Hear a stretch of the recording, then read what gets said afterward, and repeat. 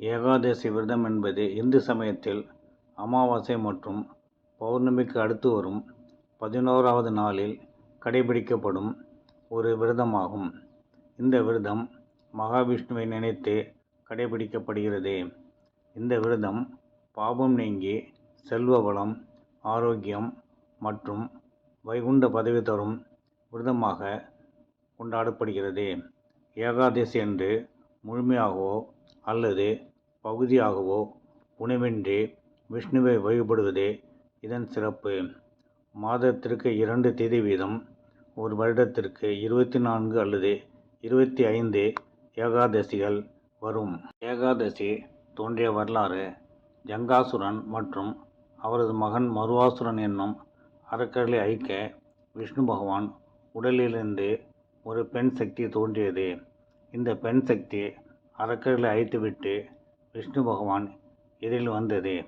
இந்த பெண் சக்தியை ஏகாதசி என்று பெயர் சூட்டி வாழ்த்திய விஷ்ணு பகவான், நீ தோன்றிய இந்த நாளில் யார் என்னை நினைத்து விரதம் இருக்கிறார்களோ அவர்களுக்கு நீ துணையாயிருந்து அவர்களின் வாழ்க்கையில் சகல நன்மைகளையும் அருள வேண்டுமென்று ஆசி கூறி ஏகாதசியை தன்னுடன் ஐக்கியப்படுத்தி கொண்டார் விஷ்ணு பகவான்.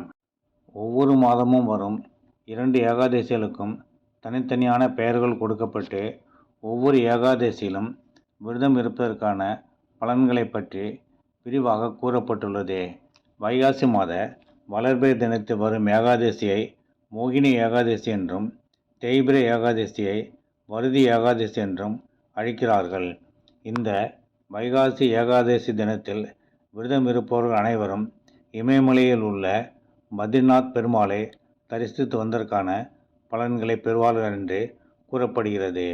நாமும் இந்த ஏகாதசி தினத்தில் விரதமிருந்து ஸ்ரீமன் நாராயணனை நினைத்து வீட்டிலிருந்தபடியே ஸ்ரீரங்கம் அருள்மிகு அரங்கநாத சுவாமி சித்திரை திருநாளில் தங்க குதிரை வாகனத்தில் உலா வரும் காட்சியை கண்டு மகிழ்வோம். ஓம் நமோ நாராயணாய.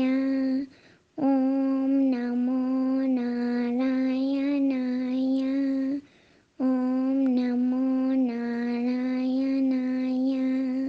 ஓம் நமோ நாராயணாய. ஓம் நமோ நாராயண. இந்த வீடியோவை பார்த்ததுக்கு நன்றி. மேலும் வீடியோக்களை பார்க்க சிறுடான் சேனலை சப்ஸ்கிரைப் பண்ணவும். நன்றி, வணக்கம், வாழ்க வளமுடன்.